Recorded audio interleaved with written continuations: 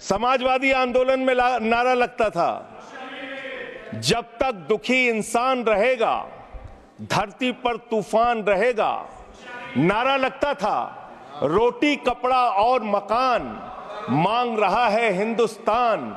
नारा लगता था, धन और धरती बट के रहेगी, भूखी जनता चुप न रहेगी।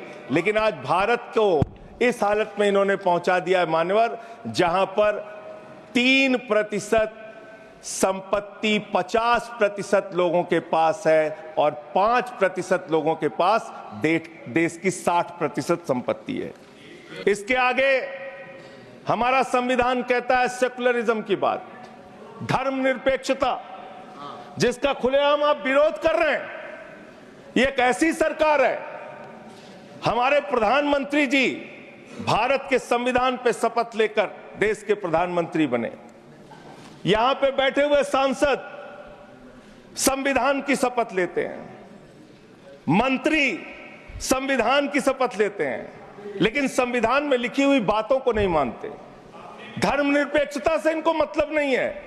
हमको अगर दर्शन करना होता है मान्यवर, तो हम काशी जाते हैं, महाकाल का दर्शन करने उज्जैन जाते हैं, प्रभु श्री राम का दर्शन करने अयोध्या जाते हैं। लेकिन भाजपाइयों को जब दर्शन करना होता है तो ये मस्जिद में भगवान का दर्शन करने जाते हैं। मस्जिद में भगवान का दर्शन करने जाते हैं, मस्जिद में मंदिर खोज रहे हैं पूरे देश के अंदर। तो इसलिए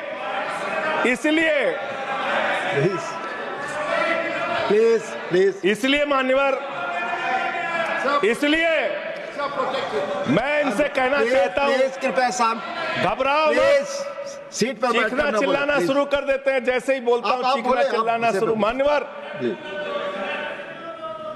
ये भारत खोदो योजना चला रहे देश में, भारत खोदो योजना। अरे मैं कहता हूं, अगर इतना ही खोदना है, कल को कोई आके दावा करेगा संसद को खोद दो, कम से कम प्रधानमंत्री की डिग्री मिल जाएगी, उसका तो पता चल जाएगा कहां है। संसद खोद दो। ये भारत खोदो योजना बंद करो, इससे देश का विकास होने वाला नहीं है। बच्चों को सरकारी स्कूल से दूर किया गया, 11 लाख बच्चों को। ये देश के अंदर शिक्षा की व्यवस्था है और इसमें सबसे ज्यादा मान्यवर, अगर किसी राज्य की भागीदारी है जहां पे सबसे ज्यादा बच्चे सरकारी स्कूल से दूर हुए हैं, पिछले 8 महीने का आंकड़ा शिक्षा मंत्रालय ने लोकसभा में रखा, 11 लाख में से अकेले 7,84,000 बच्चे उत्तर प्रदेश में सरकारी स्कूलों से दूर गए। अब देखिए टोका टोकी करेंगे। बोलिए ना, आप बोलिए, आप क्यों उधर बात अभी ये लोग जब बोल रहे थे मैं चुपचाप सुना। आप बोलिए। अगर जेल वेल की बात करोगे ना, जिस दिन सत्ता परिवर्तन होगा एक भी आदमी बाहर नहीं दिखेगा। फिर ऐसी बातें मत करो, आपस में बात नहीं। संजय ये जी, धमकी देने की बातें मत करो। संजय जी, आपस में कोई बात नहीं। संजय जी प्लीज, नहीं कोई नहीं, आप लोग आपस में बात कंट्रोल कीजिए सर। सभी लोग आपस में बात, प्लीज आप बैठे रहे, प्लीज। ऐसे धमकी देके काम मत करो। आप विषय पे बोले। अडानी की दलाली करने वाली सरकार हमसे सवाल कर रही है। विषय पर संजय जी जो विषय बोलेंगे, विषय पर बोलिए प्लीज, विषय पर बोलिए प्लीज। अडानी की दलाली करने वाले हमसे सवाल करेंगे।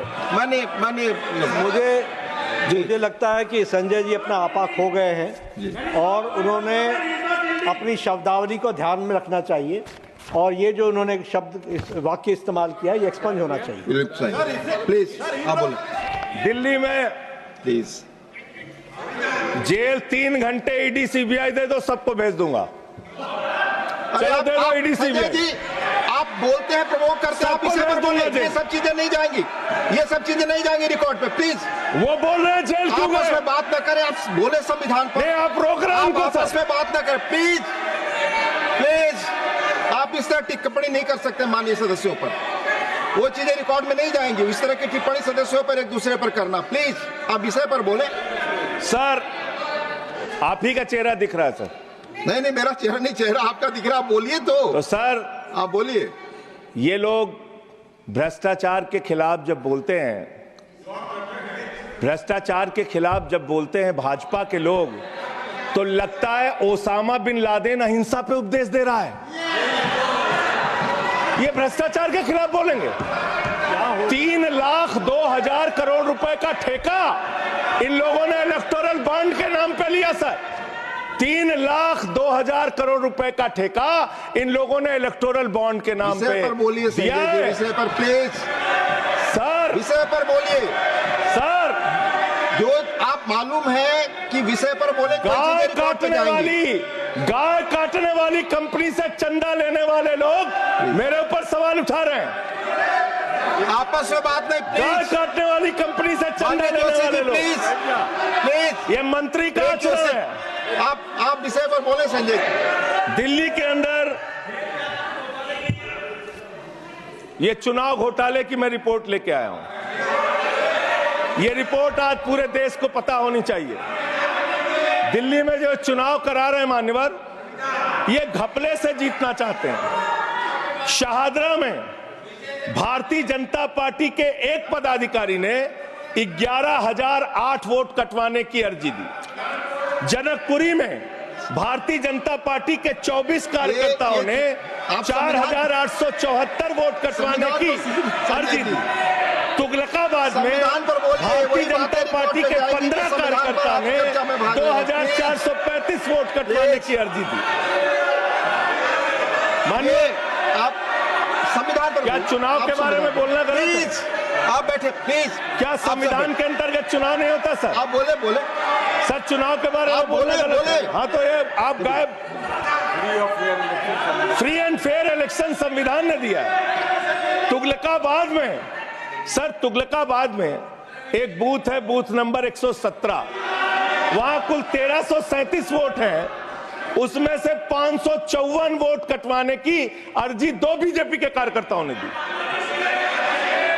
पालम में भाजपा के 9 कार्यकर्ताओं ने 1641 वोट कटवाने की अर्जी दी। संजय जी, रजौरी गार्डन में सर चुनाव का अधिकार संविधान ने दिया। ऑथेंटिसिकेशन करेंगे सर, चुनाव का अधिकार संविधान ने दिया। आप जो आरोप लगा रहे हैं, चुनाव के घपले पे नहीं बोलेंगे यहाँ पे प्लीज। क्या चुनाव के घपले पे नहीं बोलेंगे? इसको चुनाव हाँ ऑथेंटिकेट करूंगा, ऑथेंटिकेट करूंगा sir. I will authenticate please. मैं ऑथेंटिकेट करूंगा सर। आपकी बात सुन लिया सर। हरिनगर में आप बैठ जाए जगह पे अपनी। हरिनगर में भारतीय जनता पार्टी के 4 कार्यकर्ताओं ने 637 वोट कटवाने का आवेदन दिया। करावल नगर ने 2 कार्यकर्ताओं ने 3,260 वोट कटवाने की अर्जी दिया। मुस्तफाबाद में एक व्यक्ति ने 534 वोट मैं नहीं कर रहा। I am not एल्डिंग sir, I am not एल्डिंग। Leader of the house, I am not एल्डिंग। नहीं सर, ऐसे आप तो फिर ऐसे अलाउ करेंगे। 1 मिनट आपको हम समय देंगे। आप देखिए, leader of the house.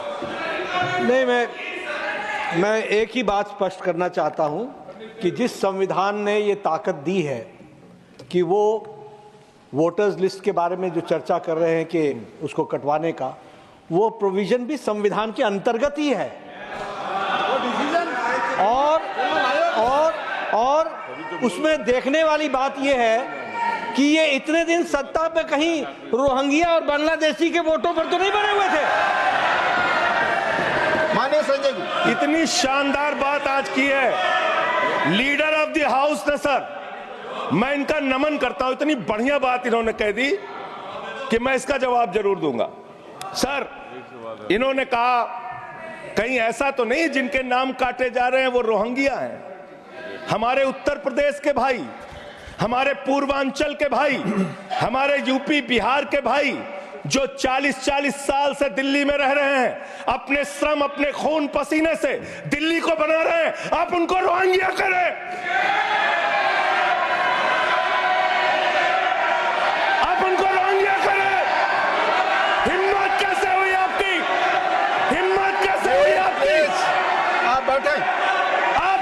Purvanchal के भाइयों को रोहिंग्या कहेंगे, हिम्मत कैसे हुई आपकी? हिम्मत नहीं होनी चाहिए आपकी। आगे बोले। पूर्वांचल के लोगों को ये बांग्लादेशी कह रहे हैं। बिहार में रहते हैं उनका वोट कटवाया गया। राम प्लीज बैठ जाइए। बसंत बिहार में बैठिए, रहते आप हैं। सब बैठिए, बैठिए। ये पता है सर, आपके सदन पे रखूंगा। ये हिंदू लोग हैं, इनका नाम राम है, इनका नाम राम है, राम, इनका नाम राम है, राम। प्लीज बैठे। छोटेलाल वर्मा, आप बैठे।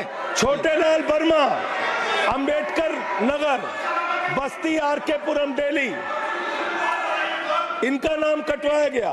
सोनिया, अंबेडकर नगर, बस्ती, आरके पुरम, इनका नाम कटवाने की अर्जी दी गई। संतोष कुमार, अंबेडकर नगर, बस्ती, आरके पुरम, इनका नाम कटवाने की अर्जी दी गई। आशा, अंबेडकर नगर, बस्ती, आरके पुरम, इनका नाम कटवाने की अर्जी दी गई। गीता, हरकेश, सुशील कुमार, नरेंद्र, सुमन, ये सारे नाम लेके आया हूं। ये हमारे यूपी के, बिहार के, ये दिल्ली में रहने वाले 40-40 साल पुराने रहने वाले लोग हैं। ये बांग्लादेशी नहीं है, ये रोहिंग्या नहीं है। इनको आपने रोहिंग्या और बांग्लादेशी कहा है। पूर्वांचल के लोग आपकी जमानतें जब्त कराएंगे दिल्ली के चुनाव में, देखना। सर आप ही दिख रहे हैं, मेरी बात तो नहीं जा रही। बोलिए, आप ही बोल रहे हैं। सर आपको मैंने नाम पढ़ के बता दिया, ये लिस्ट यहां रखूंगा और मैं चाहता हूं ये ऑथेंटिकेट करने के लिए आपने कहा मैं नाम दूंगा।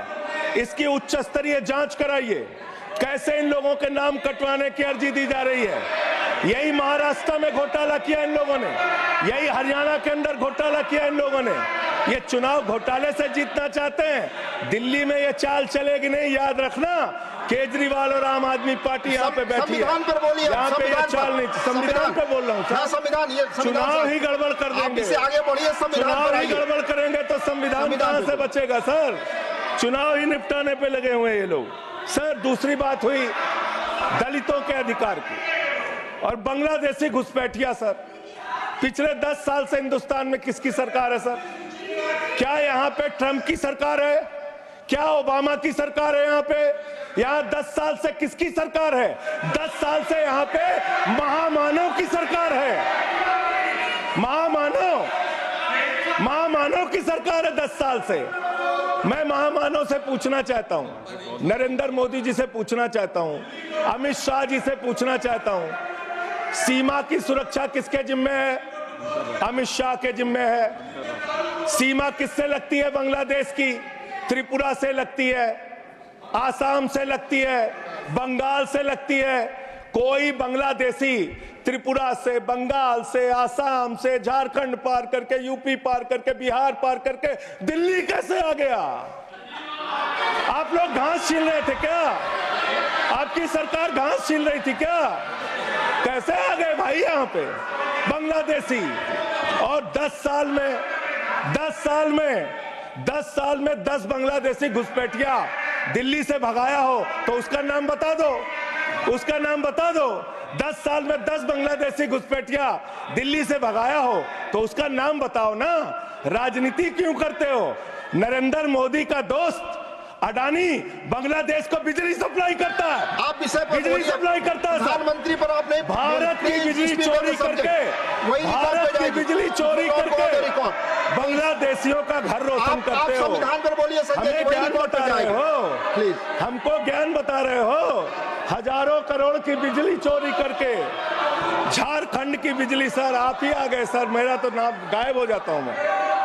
सर झारखंड की बिजली चोरी करके, भारत की बिजली चोरी करके अडानी बांग्लादेश को पहुंचाता है। ये आप ही सब्सिडेट करेंगे इसको भी करेंगे। हाँ, करे जितना आप बोलेंगे सब हाजिर कर देंगे साहब। आप इस सब्सिडेट करेंगे, इसलिए लगा रहे हैं। हाँ एकदम करेंगे। ये दोहरी नीति नहीं चलेगी। आपके लड़के कतर के शेखों के साथ बिजनेस करेंगे, दुबई के शेखों के साथ बिजनेस करेंगे, यहाँ मुसलमानों के खिलाफ हिंसा की बात करोगे। मैं एक बात इन लोगों को समझाना चाहता हूँ, दिल्ली चुनाव में आ रहे हो, शांति से आना, एकदम शांति से आना। यहाँ पे अगर गंदी राजनीति की, हिंदू मुसलमान किया, तो हमने दिल्ली वालों को सिखा दिया है। जब तुम कहोगे हिंदू मुसलमान, वो कहेंगे स्कूल अस्पताल, स्कूल अस्पताल, स्कूल अस्पताल। आपको मैं बताना चाहता हूँ, यहाँ किसी भी तरह की तानाशाही और दादागिरी दिखाने की कोशिश मत करना। दिल्ली का चुनाव मुद्दों के ऊपर लड़िए, चुनाव का घोटाला मत कीजिए। चुनाव हार रहे हो तुम 3 बार से, तो तुम सोच रहे हो वोटर लिस्ट में गड़बड़ी करा देंगे। इससे काम नहीं चलेगा सर।